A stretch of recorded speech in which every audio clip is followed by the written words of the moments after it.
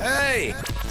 This is JJ and Alex. I made a name for myself. I told you I won't be denied. As you wrap up your day, it's time to get your fix of the teams you live for and the sports you love. This is JJ and Alex on 97.5, the KSL Sports Zone.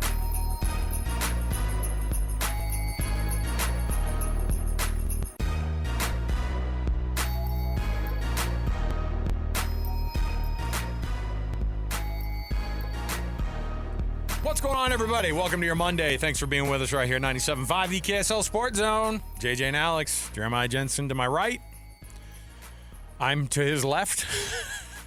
And the cameras, of course, are staring right at us. So if you want to tune in on the YouTube, on our YouTube channel, KSL Sports, you can also stream it on our website, KSLSports.com. Listen to the podcast wherever podcasts are found. And here we are, walking you up to, hey, it's another busy night in sports right here in the great state of Utah. It was a great weekend. And it was an awesome weekend. We have winners. Oh my goodness. Boy, this whole group needed it, right? The whole shebang. Yes, sir. Although the Jazz didn't need it. No, the Jazz won too, trust me. I know. The Jazz won. The Jazz won on Saturday night. Well, there you go. So they got a much-needed L. They scared us with that win in Washington. The W was not. Hey, what Wasn't what we were looking for. Hey, we need to put Ace Bailey. And sure enough, is Ace Bailey playing? Well, 32 points. It's like, I don't know. TBD. Yeah, everybody's TBD right now. The season's TBD. That's fine. But the locals, of course, here from the college basketball standpoint, Utah State, I didn't want there to be a shared anything. And sucks. Shared absolutely sucks. And sharing's great for toddlers, not so much for conference titles. Well, and I'll tell you what, too. If you would have lost on your floor and your co-champions, you cutting down the net there? Do you let the Lobos cut down the other net across the floor? Why not? Do the Lobos get equal time with the trophy if that happens? How does that work? I hate it. Glad we didn't have to see it. I know. I'm glad we didn't have to see it. I'm glad they got the much-needed win there. We'll see what March is going to look like for the rest of for this one, because BYU, of course, got the big win over Texas Tech. That's where we're going to start things off here. The local college basketball teams rounding out their seasons from a regular season standpoint. So let's jump in. Let's get right to the program. It is The Cut, top of the show. It's time for the biggest story of the day. This is what made the cut with JJ and Alex on 97.5, the KSL Sports Zone. All right, so here's what we got. I did not think they were going to come back. I did not think they were going to pull it off. BYU gets the win down at the Marriott Center, snapping a 4-game losing streak. Looking, JJ, if we may say, like they gave a dang about this game. That looks like the BYU team we've been wanting to see for a month now. I don't know where. That team had fight. Yes. They had energy. They had juice. They had multiple contributors instead of just two guys. It felt good. So they're going to be firing it up against Kansas State, BYU, after the win over Texas Tech. Would it have changed their seeding? Would they have been the 9 seed, or would they have still stayed at 10? No, they were locked into that seeding. I think to get the 9, West Virginia would have had to have lost, right, as well. But no, they were locked into that. So they had a 2-game. There's a 2-game gap between them and Colorado. So even if BYU had lost and was 8-10, they would have stayed. They still would have been a game ahead of the Buffs and the Sun Devils, who are about to fire Bobby Hurley, by the way. Oh. Yeah, things have not gone well for the other Hurley brother. And what's funny is the other Hurley brother, our entire lives growing up, was always Dan. We didn't even know who he was. Like, I'd never heard of him. You're not going to be like, then. oh, I guess, did he get on the floor ever? No, everybody just talks about his brother.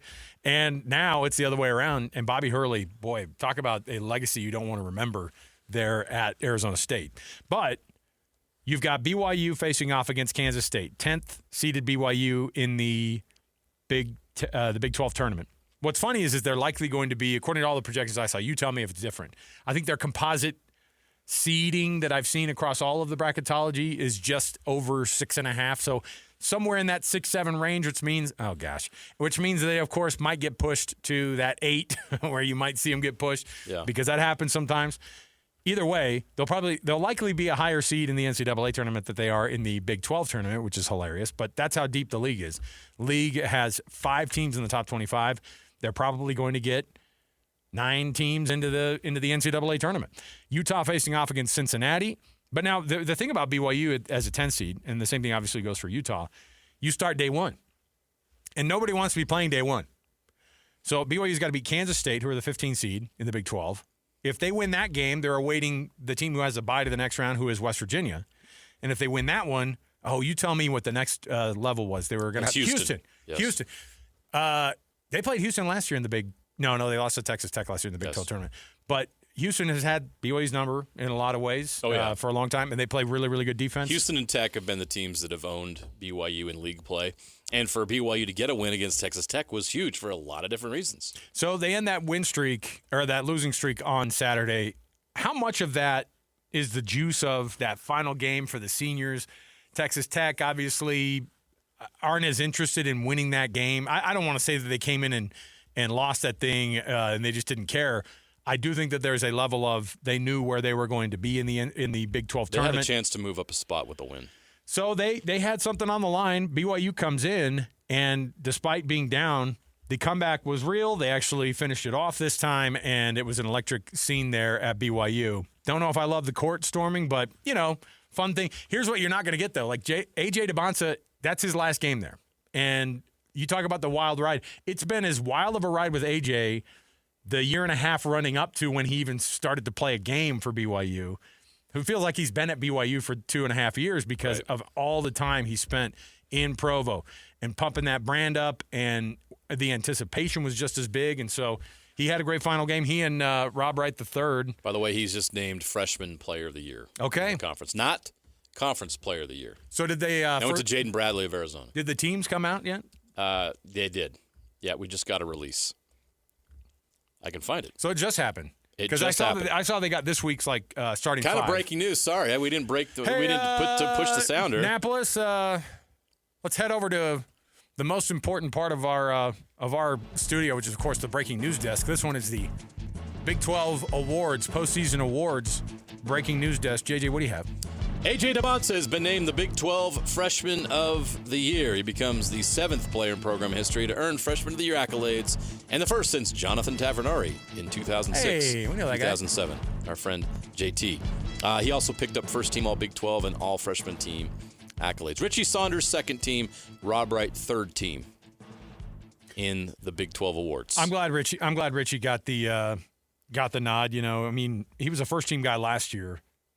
Something tells me that maybe he would have gotten first team if he would have been able to play the rest of the way.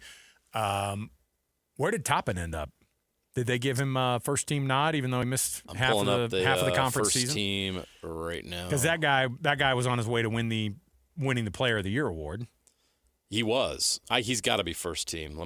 I hope give that me he a moment is. to No, pull because up the full list of. Sorry, I'm putting you on the spot. I only got the BYU spots. I'm pulling it up right now. So with that. And okay, all Big 12 first team. Now, this is not just 5 guys. By the way, I said Jaden Bradley, Arizona, is the player of the year. Yes. Kind of a surprise, to be quite honest. Yeah, because he was kind of the third or fourth name you would hear most of the time. Exactly. Defensive player of the year, Flory Badunga of Kansas. Scholar athlete of the year, we have to mention that. Taman Lipsey of Iowa State. Melvin Council Jr. of Kansas, the newcomer of the year. The Sixth Man Award goes to Toby Awaka of Arizona. Christian Anderson, we saw on Saturday at Texas Tech, the most improved player. Coach of the year, Tommy Lloyd of Arizona. Now, all Big 12 first team. Jaden Bradley, Braden Burries, and Matias Krivas. I'm probably mispronouncing his first name of Arizona. Not the first time, So sure. 3 Arizona players, all first team. A.J. DeBonsa, Emmanuel Sharp of Houston, Kingston Flemings of Houston, future lottery pick, Josh Jefferson of Iowa State, Flory Badunga of Kansas, Christian Anderson of Texas Tech, and yes, J.T. Toppin of Texas Tech. I have no problem with the all Big 12 first team. I don't think they missed anybody there. Yeah, and Darren Peterson not on the first team list, and rightfully so, didn't play enough. Yeah, and I'm sure people are upset about it, but they would have been more upset if he would have been on the Big 12 first team, like all conference, no dang way. It's for his best that he wasn't on there because people would be arguing about it. Yeah, for sure. Hey, by the way, during this whole discussion, the Utah Jazz have just waived Vince Williams Jr. That also just happened. That's a bummer. So there you go with that. All right, so you have BYU, Utah firing up at the Big 12 conference tournament this week. What's the reality of what that turns into for the Utes? What does their tournament look like? What does Utah's tournament look like? What does BYU's conference tournament look like? It's tough for Utah. I think we all know where Utah's at. 2-16 in conference play this year. It's hard to see them winning this game. Playing Cincinnati, the 9th seed. Cincinnati's a tough out. Cincinnati is they lost their last game, but before that, they'd been playing pretty good basketball. And I just can't see Utah on a neutral floor getting that victory. We all know where they're at right now. Cincy lost to TCU on Saturday on the road, 73-63. But prior to that, they had beat BYU, Oklahoma State. They beat Kansas. They beat Utah 69-65. So Utah did play them tough. So there is that in their last meeting. That could give you some hope. How much fight does this Utah team have left in it after a really tough year? Is there actually incentive for this team to get their season over so they can get a jump start on next year? I mean, that's not the players and the locker room's concern, but there's a lot of work to be done for Utah. So the sooner this ends, the quicker they can turn the page and try to figure out what this looks like next year, because Alex Jensen and his staff have a lot of work to do to get this thing going. And they've got to win. They've got to get the support of the fan base and get people fired up and excited about what the future could be. Now, I think that kind of missed this year. I think there wasn't enough done this year to give everybody hope and to get people fired up about the future. That's something they have to work on as well. So a big challenge coming up for Alex Jensen, and his focus right now is trying to win that game, and it's just tough to see him doing that on a neutral stage. How far does BYU go in the conference tournament? They have new life. We talked to Jonathan Tavernari last week, and he kind of got this sense, a feeling, not that he was talking to anybody on the team, but it looked like a team that was just waiting for tournament time. And you kind of saw that on Saturday, right? Where was that effort we saw on Saturday the previous 3 games? Where was that? So they're capable. Now they're playing a Kansas State team that they should beat, a Kansas State team that has an interim head coach that only won 3 games in conference play. A loss to Kansas State would be inexcusable. They're going to win that game. Do they beat West Virginia? Do they get another shot at the Mountaineers and take advantage of this time? I like their chances, to be quite honest. I think they get in that environment. They get to play that Tuesday game. They get something going. And A.J. DeBonce is going to like this big stage. This is where A.J. is ready to shine. And I think that they find a way to beat West Virginia. Can they beat Houston after that? No. On that super cool Big 12 championship on the glass tournament floor? Hopefully nobody blows out an ACL on that glass floor. Oh, boy. I have no idea how the Napolis and I, this is how bad our lives are when it comes to prepping for stuff. We watched like a video of the CEO of that floor of the floor company that makes it. You were watching that with me, right? No, maybe it was you and me. When the guy was explaining, he's like, and you get such good grip on the glass. Yeah. And I'm like, your gimmicky floor is perfect for Brett Yormark. He wants the weirdest stuff. He's like, it is the most Yormark thing. Give me the glass floor, and if the guys can get great grip, then we're in a great spot. And it ends up being, well, whatever. They're going to be at the Big 12 tournament, and they're going to now. If BYU loses that first round, where are they seated in the NCAA tournament? Probably if they lose to Kansas State. Yes, 9th. If they beat Kansas State, lose to West Virginia, 8th. And then finally, if they get to the semifinals against Houston, 7th. Okay, I think that's what's at stake for BYU. 9-8-7.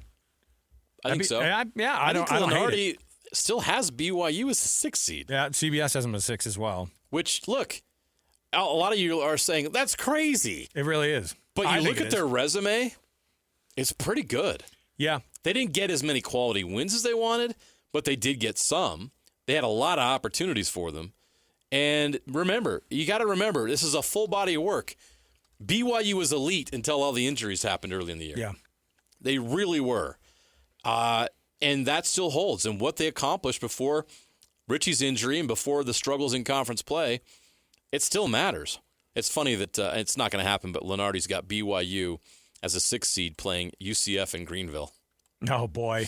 I'm sure they're going to want to see the man. That's one I don't even want to. If you're BYU, you don't want the redemption game. You're like, no, I don't need a redemption on this thing. Can we skip those guys? That's like Utah State having to play UNLV this week. Yeah, again. Oh my gosh, a conference team that did they get them down there at Central Florida? Did they play them down there? No, they only played one game against them, and they got blown out. Saw how that it was a 30-point game at the half, right, or 25? Yeah. BYU's net rankings at 24. Utah State's is 29. And I think that when you look at the back and forth, how many quad 1 wins everybody wants to know. Think about how many just quad 1 games BYU played this year. Yeah. 7-8 against quad against quad 1 teams. Almost 500 against quad 1s. That's in that many games. That's pretty good. 2 wins at home over top 10 teams. Yeah. Not something How many teams in the country can say that? By the way, Mark Pope and his Kentucky Wildcats just one ahead of Utah State. So there you go. They're going to the dance, aren't they? Kentucky? Yeah. I think so. Yeah. Yeah, I don't think it's a great. I think people down there are very upset. No, there's some. I think Mark Pope gets some grace because he's so loved there, but the clock is ticking. Yeah, at some point. Lenardi, and there's a lot of bracketologists. Sorry, I'm using Lenardi. I just had quick access to it. He has Kentucky as a 7 seed against Iowa in the first round. Okay. All right. So either way, you've got the conference championship, the outright conference championship. What kind of a job is Jared Calhoun, has he done there at Utah State, and how long will he stay in Logan? He did a good enough job to be a lead candidate for the Kansas State opening. That's pretty no good. It's pretty good because that Big 12 is an opportunity. Now, I don't know of Jared Calhoun's interest in that job. I don't know what's going on behind the scenes. I do believe 100% that Jared Calhoun is focused on what's going to happen on Thursday, but Jared Calhoun's agent might have complete and full focus on what his next stop is. You know how that works. So Yeah. I don't know. I don't know. This happens all the time. This is how the business works. Guys bounce around. And you hope that Coach Calhoun stays because he's building something really nice at Utah State. And this program could really use the stability. They've been able to overcome the lack of stability at the head coaching position and the turnover of players. But how long can that continue? And why is these coaches so quick to jump and go to this next opportunity? Now, you look at what the coaches have done that have left, and it's not terrible. Craig Smith's no longer at Utah. That didn't work out very well. But the other coaches this year have had more success. But I don't know that Utah State's going into the Pac-12. You're going to the NCAA tournament every year. Is it money that's going to draw you? Perhaps that's the case. But Utah State's a great job, and it's a great opportunity to win. You're a little bit off the radar. You don't have the scrutiny that other coaches have. I mean, look at other places in the country. Do you think Mark Pope's enjoying the scrutiny he's getting at Kentucky? He's getting well compensated for it. Well, but you get my walk point, into though. that. Yeah, absolutely. If you're someone like Mark Pope's caliber of a coach, and you can find a home in a place like Logan, and you build a program it's nearly a perennial top 25, you're winning conference championships, you're going to the tournament every year, that's a pretty good place to be. Ask Randy Bennett how great St. Mary's is. And they're, by the way, St. Case in Mary's point. phenomenal year again. Yeah, they're in the tournament. Hey, again. Guess what? We got to start talking about the Wolverines. Your Wolverines again. Absolutely. Guess what? They got the injunction. They're in. Probably a Utah Valley grad. Oh, I'm sure. Down there, past the bar and goes, "Get me that. I'm gonna hear this one. Give me that hearing." Let's the get WAC has to be furious about this pro-Utah Valley judge. Well, the reality is they played the best basketball in the conference. So from that standpoint, you go, they're clearly the best team in the WAC. Right. Now, Now, this is the last year of the WAC, and there's Right. a lot of stuff going on there. will they end up getting the NCAA tournament, or is it just going to be too much for them to be able to win that tournament? Oh, no. and get to the thing. I think they're going to go down there with more excitement and purpose. Now, it's not a given. Like we saw this week, they had a double overtime game against Utah Tech, who was going to be the 3 seed in that tournament. So you have a really good chance that either Utah Valley or Utah Tech wins that conference tournament down in Vegas, and we have a bonus Utah team in the NCAA tournament For the first time for that them, maybe you yeah. didn't expect. It would be both the first time for Utah Valley and Utah Tech. Now, Cal Baptist is another team that's also going to the Big West next year with Utah Valley that may stand in their way, and they're a good basketball team. But Utah Valley is the favorite. Utah Valley would actually be, because of their RP, what is it? It's not an RP anymore. No, RP the anymore. net ranking. Net Is that ranking. it? Yeah. Utah Valley's net ranking is in the top 100. They would be a 13 seed, not a 16 or a 15 or 14. They are a good basketball team. The analytics love Utah Valley. They got a very talented roster. They're fun to watch. They could actually be a team in the NCAA tournament that when you're making a bracket, you're like, 13 over 4. Maybe Utah Valley could pull that off. Hey, if they win 2 games, and BYU wins 2 games, BYU and Utah Valley in the Sweet 16. There we go. There we go. I'm saying against each other. That they would be matched up against one Look, another. it would be incredible for Utah Valley to break through and finally make the tournament. They've been close. They've won regular season titles in the WAC, but they've never been able to break through in Vegas. Even when they've been the favorite, they've been upset. So this is an opportunity for them to finally break through in their final year in their WAC. They're going to the Big West next year. I think it's going to be more difficult for them because that's a good league. UC San Diego, Long Beach State. You go down that list of teams in that league, and there's a lot of good basketball, a lot of great talent in California that those teams are able to recruit from. Utah Valley's going to have to figure out what it's like to play in that league, but it would be a pretty cool thing for them with all the legal stuff, with the league trying to get their $1 million to be able to go down to Vegas and stick it to them, stick it to the WAC, and celebrate and party on that floor while the WAC commissioner grits his teeth and has to hand them a trophy. That would be quite a scene down in Vegas, and I think that Utah Valley is here for it. I'm here for it too, and you better be. That's great theater. You better have that TV camera down there at that tournament, right in the face of that when it happens. So the game will tip off. The championship game of that tournament tips off at 10 p.m. Mountain Time on Saturday. Oh my gosh! What are they trying to do? 9 p.m. Pacific. What are they trying to do? Are they just trying to respect Hawaii? Ask ESPN. I have no idea. They just love the latest. You gotta have something on Saturday night. All right. So who's at the 1 a.m. Mountain Time game? Are they going to do that one? They might as well. Make these teams that are in the MEAC. You got to play that one. You got to get that one going on as late as possible. All right. Well, with all that, you've got yourself some pretty good news out of the state of Utah. I think that the temporary injunction for Utah State, I don't think they're even going to touch it till after, right? Isn't that the whole thing? Utah Valley? Yeah. It's going to get them through the tournament, and then they can figure out all the legal stuff with that $1 million exit fee. But they're going to the Big West, so it's not. I don't know. Who's the biggest UVU grad, money-wise? We look into that? Do a little research. Does ChatGPT has the richest UVU alum? Now, I will say that it's not me. They've no? No. I'll put your name in the hopper, though. You're probably a top 10. Yeah. Let's go. I think the Smiths have buildings named after him down there. So for sure, he's a big donor down there. Sure, why not? Get Ryan Smith on it. Absolutely. Utah Valley, Utah State, BYU, all on the bracketologist's big board. I expect all three to be the NCAA tournament next week. I would actually that'd be really fun for Utah Valley. They have gotten so close. They've been 1 and 2 seeds in this tournament the last handful of years, and Grand Canyon was always standing in the way, or Grand Canyon was the team in their way forever. Now Grand Canyon's in the Mountain West, so this is their best shot. Yeah. Well, okay, we're gonna take a quick break here. Hey, by way of announcement, I've got some programming notes here for you. If you're wondering where tonight's games are going to be played and heard on our station, Mammoth are going to be dropping the puck in Chicago tonight at 6 o'clock. No, 6:30. 6:30, 5:30 the pregame right here on your dial. And then the Jazz pregame fires up for your 6 p.m., and you'll have the signal split. You'll have Mammoth like we had last week, 12:80 a.m., the Jazz on 97.5. So there you go. They start up 30 minutes apart from one another, so as soon as the Jazz fire up, though, they're going to be on 97.5. Okay, we'll take a quick break. We'll come back. We have more around the corner. Hey, if you're wondering, Nick Saban, the czar of college football, has spoken. Yes, they ended up having that roundtable of all those important people in Washington, including, I think, Taylor Randall, the president of Utah, was at that same table having a conversation about how to, quote unquote, fix the world of college sports.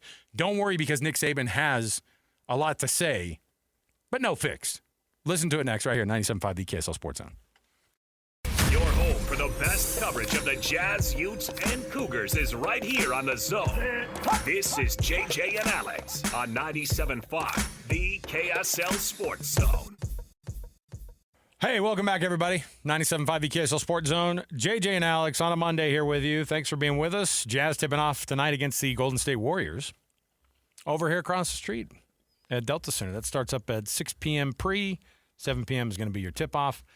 We're going to carry that for you on 97.5. And then the hockey game is going to be over on 1280 starting. They'll both be on. The hockey game pregame starts 30 minutes earlier. Hang with me. We'll be on two signals at 6 o'clock. But that first 30 minutes, they'll be on the same one. So there you go. Who are they playing tonight, the Mammoth? Oh, Chicago. Oh, they got to get that one They at the owe United 'em. Center. Payback tonight. Yeah, and the Mammoth have been now 3-0 on this 5-game road streak or road trip. Can you imagine 4-0 after tonight? That'd be awesome. It'd be really good. I think that game against Minnesota on a back-to-back after they beat Minnesota here not that long ago, I think that you're going to see the Wild be excited to get the Mammoth on that last game there. So I think going 4-1 is absolutely part of the cards for this team that is now decidedly in that wild card 1 spot in the West. So that's always good to see. All right, JJ, Nick Saban. I thought they were going to bag this roundtable of how to solve college athletics, but President Trump had to go forward, and they invited a bunch of people, athletic directors, I think conference commissioners from every major conference, and even most of the G6 ones. And then on top of it, you had Taylor Randall, the University of Utah president, who was representing the state of Utah because Spencer Cox, the governor, was at the last day of the legislature here up on the Hill. So he goes, I was wondering what Nick Saban was going to say but the reality is I should have already known, JJ. He says the same thing when it comes to, can you believe college athletics has gotten out of control? Can you believe these kids want to get paid? Because I was just trying to get these kids through school. And I was just trying to get them to get a degree and to be great humans. Except for you can be a phenomenal human being at Alabama or wherever, but under Nick Saban, if you don't win a national championship, you're gone, man. you're not going to be there. So whether or not that's the case, here was Nick Saban at the roundtable at the White House on Friday afternoon, I want to say, talking about the state of college athletics, and because they're all getting together to try to solve this thing. What are the guiding principles for the future of college athletics? All athletics. I'm talking about football, basketball, Olympic sports, revenue, non-revenue, it doesn't matter. My goal as a coach for our players, was to help them be more successful in life, that we would create an atmosphere and environment that would help them through personal development, academic support, 668 degrees in 17 years at Alabama, and help them develop a career as a football player. That was our goal, so that they were creating value in life and we were preparing them for their future past athletics. So what happened? In this current system that we have, that became impossible to do because people, instead of making decisions about creating value for their future, they were making decisions about how much money could they make at whichever school they could go to or transfer to. So I think we have a challenge here today about the ramifications of this current system on how it helps players be successful in their future and how we can impact and create a system that will help and preserve the opportunity for student athletes to be able to have success in their future beyond athletics. So we need to develop an effective system of revenue sharing, authentic name, image, and likeness, authentic being you have marketing value, which now we have collectives, which just create opportunities, which just become pay for play. Eligibility issues where we have guys playing 6, 7, and 8 years. So you have 25 and 26-year-old people playing against 18 and 19-year-olds, which is not healthy. Transfer rules, we have over 4,000 people in the portal. Fans don't like it, support groups don't like it. It's not really healthy for players in graduation to transfer several times in your career. You really put yourself in a pickle in terms of your ability to graduate. So I think we need to come up with a system, and we obviously have to do it with the president's leadership and also with Congress probably, whether it's antitrust legislation or whatever it is, to allow student athletes in all sports, including women's and Olympic sports, to enhance their quality of life while going to college, but still provide opportunity to advance themselves beyond their athletic career, which is what the philosophy of college athletics and getting a college education has always been about. And how much does anybody talk about getting an education anymore? Nobody talks about it at all, which is the most important thing any of these student athletes can do in terms of enhancing their future. Listen, he said all of the things that people who are against the direction that college football and college sports are kind of going. He said all the talking points. What he didn't bring up was that his average salary the last 4 years at Alabama was $11.5 million, not counting the bonuses that he also got. Nick Saban co-owns 10 dealerships. And when I say dealerships, it's not the one that sells you the 250,000-mile Toyota Tacoma. It's Ferrari and Mercedes dealerships across the entire Southwest. And so when he does this thing of, all I've been trying to do is help these kids get that school degree. Now, I also don't look at it and go, oh, he makes a ton of money, and so he can't say anything about these other people making money. What he does need to understand is that, and I don't know if Kirby Smart and all these guys who make $13, $14 million a year, Lane Kiffin now in that group of the 13-something rather million a year now, if those guys are absolutely thinking that this money is taking away from them because they're still getting the big contract. But the kids are too with them. So I don't know what the reality is. Here is the part where I think he's lying to himself about it. 20-year-olds versus 25-year-olds is not that crazy. In every other sport, by the way, it's the standard. Ask yourself in all professional sports, if you're good enough at 20 years old, they will put you on the dang ice on the Major League Baseball field, certainly on the basketball court. And by the way, 18-year-old or 19-year-old Ace Bailey, no one's going, he's got to go up against 36-year-old Draymond Green. That's just unhealthy. No one says that because these guys are athletes. They are not, and I'm telling you, the whole thing, how they're worked up about it, makes me upset because, one, it took us a long time to come around to it, JJ. Like, we finally went, you know what? This is probably better. When he says fans hate the transfer portal, the ones who hate it are the ones who didn't win in the transfer portal, right? Let me tell you who loves the transfer portal. Indiana. Do Utah and BYU hate the transfer portal? No. Not one bit. Not at all. And by the way, we're all fans of the sport. Do we hate the transfer portal? No. You know what it's done? It's made this sport more competitive than it's ever been in my life.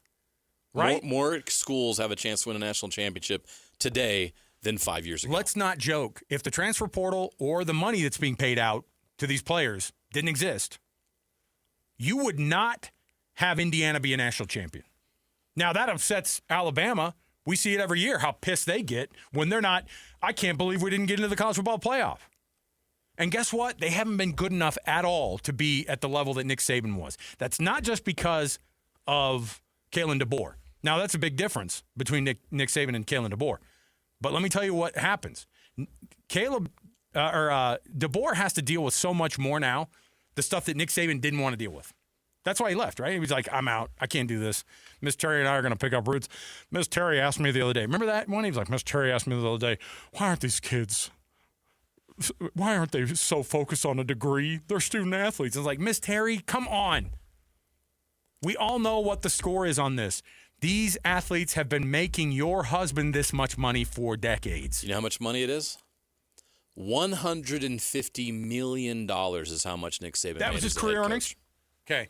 And by $150 million. Does Nick Saban make $150 million without the labor of those student athletes? No. Now, Nick Saban was also playing a game when he was at Alabama. How much money was given to players under the table? Who knows? Who knows? Who knows, but it was going on. Now, why are Nick Saban and others in SEC country frustrated about this new world? Because now that it's out in the open and you can do it as part of the game, they no longer have that advantage where they were able to do it under the table. Instead of every kid in the country thinking they've got to go to Alabama to win a national championship, they now believe they can go to multiple places and they're going to get compensated for that. Would Texas Tech ever have turned it around? No chance. If this wasn't the environment? No chance. Zero. Okay. Why is that bad for? Where would BYU be right now without NIL? It would be a difficult spot. I mean, everything that goes into recruiting revolves around the fact that these guys know that they're worth something more than just a free pass to class, and they don't have to pay their books and their tuition.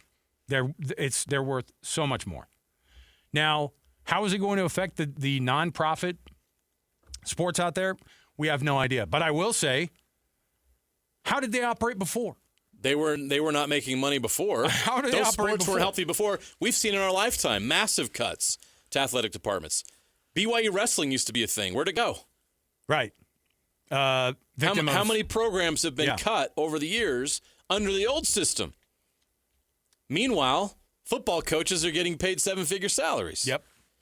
Now, if Nick Saban is genuine about his concern for the education system and for the future of college athletics, certainly he would agree to capping coaches' salaries.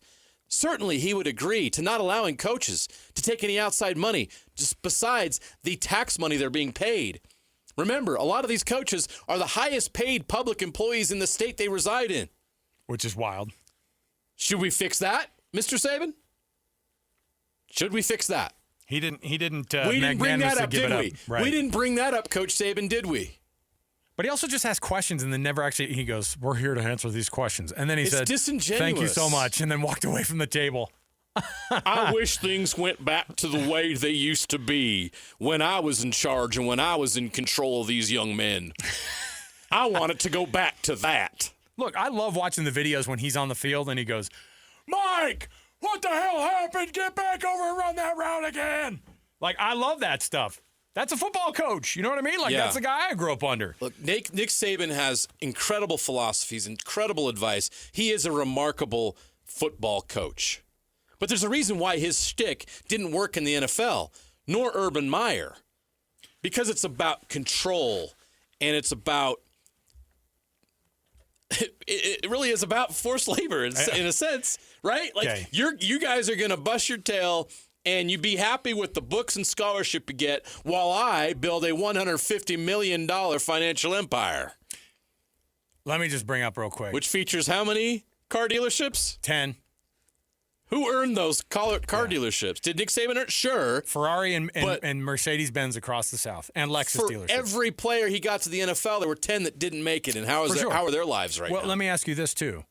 When they say, I'm trying to prepare them for the real world, let me tell you how the real world works, Nick. You know it as just as well as anybody else. There's no version of people going, I want to be at this place even though I'm not earning nearly as much money as I should be. And I'm getting hosed massively on my compensation. But you know what? It's building character. You move on to the thing that's going to get you to that better spot. So what do we do in the real world if we're being treated like that? 100%. You go to Procter & Gamble. You look for another job. Right. You go to Procter & Gamble when it didn't work out at Dow or whatever. I don't know why I came up with those two chemical companies. It's a very 80s. No, I just don't know. I'm just saying. IBM? You didn't have IBM? You could throw in there? My old man worked at IBM for 30 years, so I should have used that. Radio Shack. But you see what's going on? Yeah, it's the same thing you do in the real world. Nick, it's the exact same thing that your guys do when they do get to the NFL or when they do get to that job. He acts like they all graduated and went to the first round of the NFL, or they put on the doctor's white coat and all became these amazing people. Every one of his former players are surgeons or attorneys or engineers. Happened. These guys went to the real. Now, I will say this. Sports teach other things that translate into the real world. Absolutely. You can still get paid. Do you lose those things after you get paid doing that sport in college? No. The teamwork stuff, the brotherhood stuff, the sisterhood stuff, whatever it might be, of what you had loved about that and the dedication and how much it hurt when you were doing those gassers or whatever. Those things are massively important, but they happen regardless of whether or not these guys are getting paid or not. If you play in a sport where the coach is getting $10 million and the players are being told they don't get anything except a scholarship and some books, something is wrong. You got to fix it. Yeah. And that was wrong. The pendulum had swung way far this way to the left where all these coaches were making millions and the players weren't getting anything. And now everyone's panicking because the pendulum has swung all the way to the right. It would be great to find a middle ground, but nobody is in charge. There's nobody to institute that. So what are you going to do? We can't go all the way back to the left. We do need it to move to the middle. So who's going to be the adult in the room and who's going to fix this? This whole thing, this whole charade they did last week didn't fix anything. And the government getting involved isn't going to fix it either. No. Yeah, Congress, I love it. You know when they do they're good at solving problems. And you know when they do sports stuff in Congress and then you have these guys who are like, don't we have other things that are more important than this? Yes, you do. And the answer is yes. All right, let's take a break. That's our weekly yelling session at Coach Saban for being, him being the morality police on this is just wild. Called him a cheater earlier. I was just joking around. I don't think the SEC paid players ever. Period. Right? I'm joking. Are we not? Is this not a fun show? No. Serious show? Serious football. Alabama Jones is very serious. Alabama Jones with that hat on at the desk. So good. Shane Gillis lighting that thing on fire as he walks away. Shane Gillis ain't wrong. Only one person could make that joke and walk away. It was him. Because everybody else gets to that table and is scared to death of Nick Saban. All right, we'll take a break. We'll come back. We've got more around the corner when we return. Let's get to our Weekend Warriors, people who won the weekend here for us. Stay with us right here, 97.5 the KSL Sports Zone. Accessing. When TV and radio collide. Love it. This is what you get. You're listening to JJ and Alex. Don't touch that dial. On 97.5, the KSL Sports Zone. Welcome back, everybody. JJ and Alex, 97.5 the KSL Sports Zone. JJ, admittedly, I'm into the World Baseball Classic about as much as I am into spring baseball, which is like, I'm not ready for you yet. and what's interesting is like the basketball, any of the international tournaments that happen in hoops or, especially in hockey, obviously we've been way involved, the Olympics and last year the Four Nations. Like we're in, man. You know what I mean? Like that's exciting stuff. I can't bring myself around to the dadgum baseball classic. And Team USA stacked, man. You know how many pictures of Aaron Judge I had to see next to short people on other teams that across my Instagram feed this weekend? Look how big Aaron Judge is. It's like he's been big here a long time, you guys. Don't show poor Jose Altuve next to him. Why would you do that to the guy? Altuve's standing on the base. He's still a foot and a half shorter than Aaron Judge. It was also a little bit of like a Hagrid, Harry Potter like deception kind of thing. It was like, what's the depth of perception of this thing? I don't know what's going on here. They're making him look bigger than he is. Who shrunk Altuve? Well, they're trying to make Aaron Judge look like he's Andre the freaking Giant. It's crazy. But listen, I want to get into Team USA. Help me do it. But like the Mariners are like 3-12 in preseason. No one cares. No one cares. They're still going to be one of the best teams in all of baseball. No doubt. Please make it so. All right. We've got ourselves a Weekend Warriors. People who won the weekend here for us. Got some sound to go along with it, so let's jump in here. How about this one? If you missed it, I hadn't seen the full brawl, and our producer, Alex Napolis, informed me, and JJ came in and goes, oh, phenomenal. May have been the game of the year, and that's including that amazing game that the Mammoth had the other day, the Tampa Bay Lightning and the Buffalo Sabres in an 8-7 thriller. Coming up against Tampa. The evidence, and here we go. After the whistle, Tage Thompson down on the ice. And who is it that took the run at Tage? This did not take long. Darlene Radish took a swing out right out of the pile. Sabres captain has got to hang on here. And after he's down, Radish throws another one. Meanwhile, on the boards, they're still tangled up and on the ice. There they are, beating each other up on the ice. Now, it's obviously more of the visual than you do get with the radio. I do love that we're like, man, there are 15 goals in that thing, and the Sabres go into first place with that win. Show me the fight footage. Like, no one cares about the 15 goals. 100 penalty minutes in a game with 15 goals. Phenomenal. Perfect hockey. And you know what? That game was a gift. While we're at it, we were watching the Mammoth go up 4-2 and shaking each other's hands at my house. And then the Columbus Blue Jackets come back and make it 4-4. They go to overtime against Columbus, and guess who showed up and made it right? Columbus able to make a change here. Cooley calling for it, and they get it to him up the ice, one-on-one. Cooley drags, and it's poked wide. Cooley onto the rebound. Nice play off the boards to himself. Marino down low for Keller. Top of the left circle. Keller in towards the net. He dangles across. They score! Logan Cooley shuts the light out on a barn burner from Columbus. 5-4, the overtime winner from Logan Cooley, and the Mammoth have won 3 in a row. There you go. That was awesome to watch, and for Cools to get 2 goals, I'm pretty sure that was those were the first 2 goals from him being back, right? After injury. So getting to it once. And I was watching the TV broadcast, and they're like, watch, I bet he'll get a second goal because once he starts getting comfortable and get going, I bet he'll score a second goal. And he did it at the best time possible in overtime. 5-4, they win. They're 3-0 now on the road in this current 5-game roadie, and they'll come back home at the end of the week here. And so, yeah, it's been really, really good hockey here in the state of Utah since that Chicago meltdown last Sunday. Yeah, completely different team. They almost had a meltdown in the third period. It was Mammoth fans a little nervous. Yeah, nerve-wracking. But what impressed me is they found a way to respond to that and found a way to win that game. So pretty awesome. Real quick before we go to break, I got to give a shout-out, a weekend warrior, to Utah softball, who swept 21st-ranked Arizona State over the weekend. Their first road sweep of a top 25 team since 1996.